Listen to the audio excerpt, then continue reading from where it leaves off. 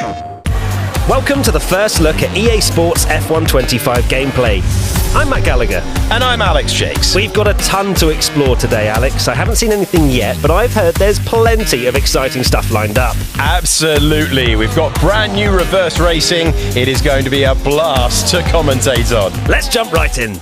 All right, let's pick our team and driver for the first lap. We've gone for Haas and we've gone for Oliver Behrman. Not a bad shout. I'm ready for this one, and you need to be ready as well. We're taking a lap around Austria in reverse. Alex, you've done a lot of commentary, but not in reverse. No, this is going to be a unique challenge, Matt. I'm not nervous at all. Well, nerves or no nerves, Alex, take us through this. Here come the lights. We're going the wrong way round. We're underway and heading to the final corner of the racetrack first. How strange is this? As we go racing with Ollie Behrman into the final turn, and this is going to change things entirely. Will we get through? Everyone cleanly through. We're climbing the hill into the Jockenrink curb, but this is completely alien stuff, Matt. So the studio wanted to spread their efforts to deliver value for players across the board. Reverse tracks allow EA to deliver something a bit more light-hearted, a bit different like we're seeing right now. It's a lot of fun because now we're climbing the hill. Turn 7 and 8 normally have now turned into a really fast chicane. This is still a great overtaking opportunity, and Ollie Behrman's showing us that. So changing the race line and wear throughout the race is complex. EA manages two versions of each track in one file to account for track wear and wet weather drying. It's not just about reversing direction here. Oh, this is a scary corner, but it's going to get even scarier because instead of climbing up, we're plunging downhill. Not to turn 1, but to the final turn on the racetrack. Look at how quick this is, with no escape on the outside if you get it wrong. Can Behrman make another place? He can. Super move, super racetrack, brilliant. Alex, my brain is fried. What have we just watched? It is a completely different challenge, isn't it? But that's really fun. Right, swiftly on to Miami. You'll be glad to know, Alex, this one is the right way around. An all-new LIDAR scanned track to bring the true experience to the game. I'm liking the sound of that. Let's see what it looks like on board. And it's Oscar Piastri heading into the first turn. Been fortunate enough to attend this race on a couple of occasions, and the detail, not only on track, but around the stadium section, really impressive stuff. Stuff that you'd only know if you'd been there. Amazing. So the accuracy is because of the LIDAR. It gives billions of data points, and also by matching the LIDAR data, the sense of speed would also translate closer to what a driver would experience on track. We've even got the cable car on the left-hand side. I love it. But as we come down to the braking zones, this is what's going to make the difference when you are behind the wheel and being passed by Lando Norris initially. Over the bumps, which curbs can you use? Which curbs do you need to avoid? Absolutely crucial. Certainly at corners like this, as we climb the hill, some you have to avoid, some you have to take, like that one on the apex of the chicane. So LIDAR enhances track realism by capturing details like elevation and curb height. You could just see when we were on board there, the way the car was bouncing around and compressing. It's brilliant stuff. And we're going all the way to the end now. Here we go with Oscar Piastri. We're going to get the bumps into the braking zone. How much speed can he take through here? Final corner of the last lap. Stadium is ahead of us, but we're heading to the checkered flag. And Oscar Piastri comes over the line to win again and to punch the air. Absolutely awesome. Just amazing, mate. Well done. Woo. Well done, everybody. Massively deserved. That's a nice touch, isn't it? Oscar Piastri in the flesh. Yeah, his actual team radio included in the game. Off to the podium we go now. Loving that from the podium, and off we are. This is looking like a massive step up. So using Valve Index base stations and a Vive tracker mounted onto a camera rig, EA took the existing podium cutscene animations in Motion Builder and used a plugin which allowed EA to record the tracking data from the Vive tracker. So this gave EA the natural movement that would be expected when a camera operator is reacting to events unfolding in front of them. Hence the step up. It sounds like so much work has gone into it. Now to Silverstone we go. And at the bottom, reverse track with a pit stop. Bring this on. I'm really looking forward to seeing what this place looks like.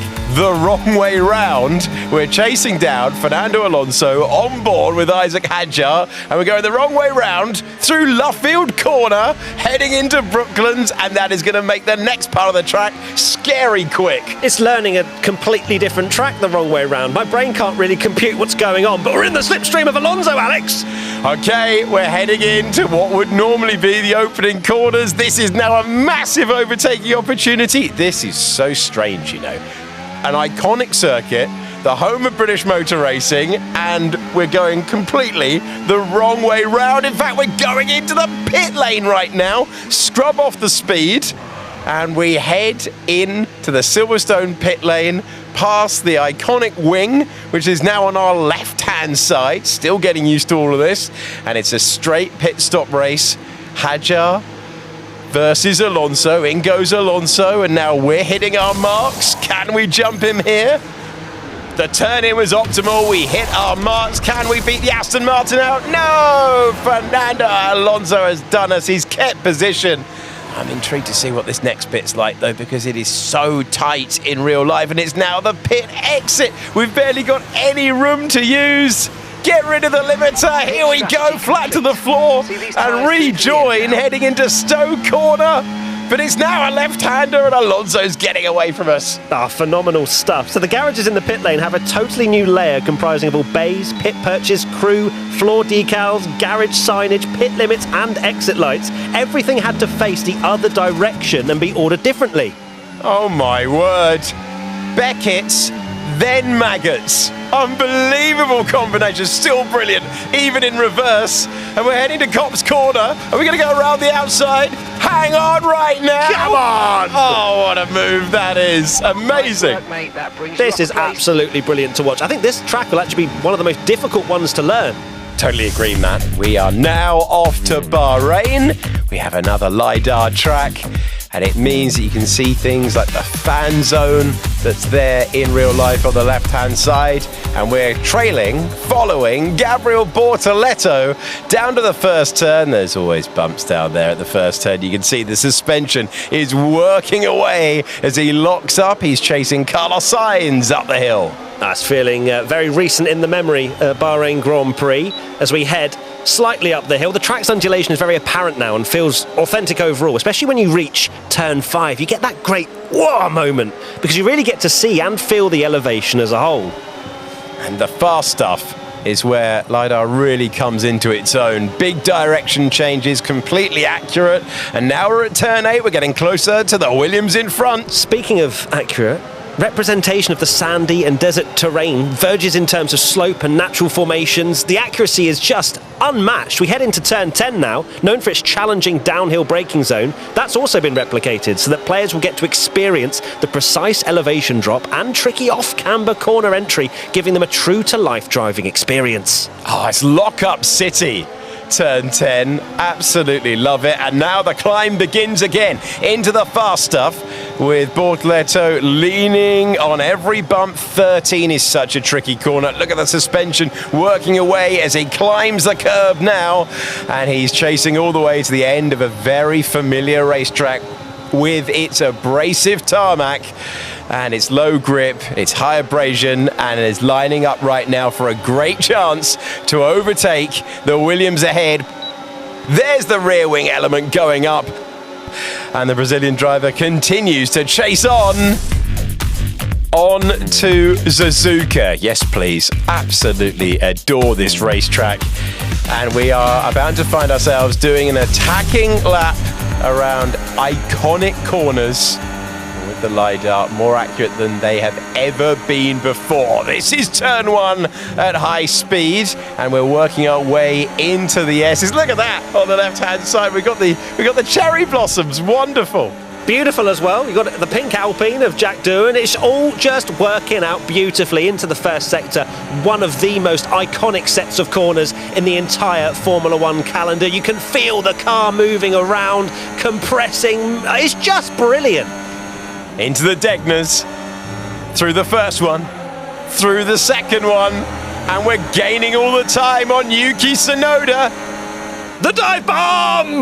The Kobayashi dive bomb move from Jacques Doohan. How about it? Excellent stuff. I'm loving this racetrack with all of the details around here. Spoon Corner is next. Fans watching from the side. More cherry blossom. And around this racetrack, it really is a beautiful place to come. Spot the Cherry Blossom is the game we're playing at the moment. We're in the slipstream of Alex Albon. It's looking beautiful. How's 130R going to be? Albon wants to move. That is a dangerous place to try and overtake. He couldn't make the pass. How about the iconic chicane? Made famous by Prost and Senna. The big wheel on the left-hand side. It's an amazing view from that, by the way. It's an amazing view on board with Jacques Doohan as we go across the line. My word, does Suzuka look great? We've gained another place on the way to turn number 1. What a great racetrack. I love that place. Heading to Australia we go now for the Grand Prix, the first race of the season it was this year. And look at that, raining in Melbourne. It's a LIDAR scan track once again, so look for the accuracy. You can see it's a very unique track, it has road markings on it, and you best believe the LIDAR has scanned it all. I'm so relieved it has, because that is going to make things extra tricky. That is going to provide you with the same challenges that the drivers themselves experience. And I love that we've got the wet conditions, just like we saw for the real thing earlier in the year, as we go past the stadium section now on the right-hand side. So the building's placement, which you'll see around the track, is probably the biggest change, with the proportions of the pit buildings being accurate now, as well as all of the bridges and gantries around the track being correct. I love to see it. Lean on the curb on the way out. Little bit of a correction there as we went over the markings. This is the flat out section now. Changed a couple of years ago. We're going up through the gears. This is such a high speed change of direction. The fast chicane. How brave are you feeling through here? Gaining so much time, and another great overtaking opportunity. We're chasing down Liam Lawson. This place looking fantastic, even though it's pouring with rain. Oh, we're going to go for a move down the inside of Lawson. Beautiful stuff, and you'll see all around this circuit, as it is a street circuit technically, every barrier has been replaced with the correct height and proportioned versions, as well as all the colours and materials being updated. A brilliant place to go racing, a wonderful crowd, and now the most accurate version of Albert Park we have ever seen. The car moving around so much in the rain as well, as we go over the line again, chasing down Lewis Hamilton for 8th position at Albert Park. Carlos Sainz making his way through. Right, last one for today, and it is Zandvoort. As you can see, the entire start grid has had to be replaced on the opposite side of the start straight. In real life, this isn't even a consideration and might not be able to fit all the cars. This is going to be amazing, because it's a banked first turn. Look at this. This place is mad enough. The normal way round. This is epic going backwards. We're now into the stadium section. I'll spot your apex here. Where is it? I tell you what, I'm really enjoying this version of Zandvoort. It's going to get quicker and quicker now, and there's a good overtaking opportunity coming our way. I mean, we're already ahead, so don't worry about it too much. On board with George Russell, snaking our way through, and then it's going to get super quick again. I quite like it this way around. Yeah, I think it's going to get even more chaotic now as we head through this left-hander, missing the apex ever so slightly, and this corner here, banked uphill. Here we go. I'm going to speak to the organisers. I think this is the way forward. This is so quick, and it now means that the original turn 3 is going to be no runoff at all, and banked as well. Ah, phenomenal stuff. How is turn 1 in real life going to fare for the driver here? The last corner. Yeah, on the power. That's epic. That is so good. All right, Zandvoort, we've got a few ideas for the Grand Prix. It's not over until it's over. Okay, great job. I feel like that reaction would have been absolutely his reaction going round Zandvoort backwards, to be honest with you. Players can actually expect over 1,000 radio messages across the game from real-life races. That was a lot of fun, Alex. A great look, an insight into F1 25. How did you find it? Yeah, really enjoyed it. I'm loving that reverse track feature. Make sure you go and pre-order F125 now.